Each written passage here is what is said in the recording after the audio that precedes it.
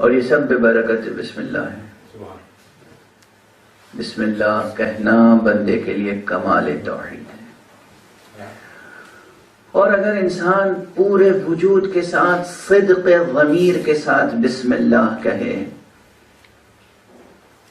تو ضمانت ہے کہ اس کا وجود اور اس کا عمل ابتر یا بے نتیجہ و بے اثر نہیں ہو سکتا۔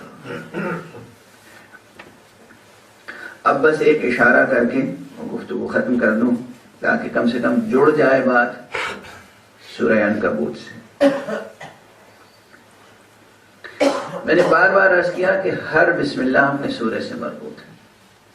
یہ تمام مفسرین کا قول نہیں ہے، یہ ظاہر ہے آپ کے سامنے پیش نظر ہے، ہر مفسر اس قول کا قائل نہیں، لیکن آیت اللہ العظمی امام امت امام خمینی رضوان اللہ تعالی علیہ ان کا یہ قول تھا، یہ نظریہ تھا، اور ان کے جتنے ہم مکتب ہیں، یعنی ان کے مکتب فکر کے جو لوگ ہیں، جو بزرگان ابھی موجود ہیں، ان میں مثلا آیت اللہ جوادی آمولی پروردگار ان کا سایہ برقرار رکھے، ہمارے استاد حضرت علامہ آیت اللہ حسن زادہ آمولی یا اور حضرات، یہ سب اس بات کے قائل ہیں کہ بسم اللہ ہر سورے کی اس سورے سے مربوط ہے۔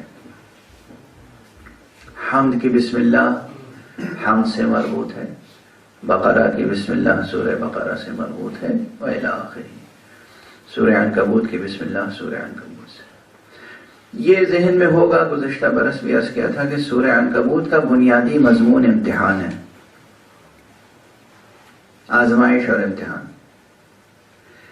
اس لیے یہاں پر آپ سادہ سا ایک ترجمہ کر لیں، سادہ سا ترجمہ، اب اس ترجمے کے علمی دلائل نحوی دلائل انشاءاللہ آئندہ گفتگو میں۔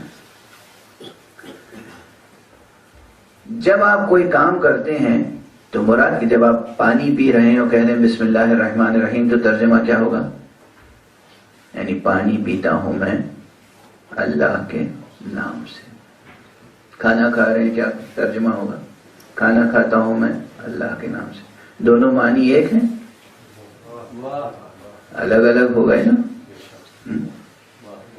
سفر کر رہا ہوں میں اللہ کے نام سے، یہاں قیام کر رہا ہوں میں اللہ کے نام۔ جس وقت جو فعل انجام دے رہے ہوتے ہیں بسم اللہ اس فعل سے متعلق ہو جاتا ہے،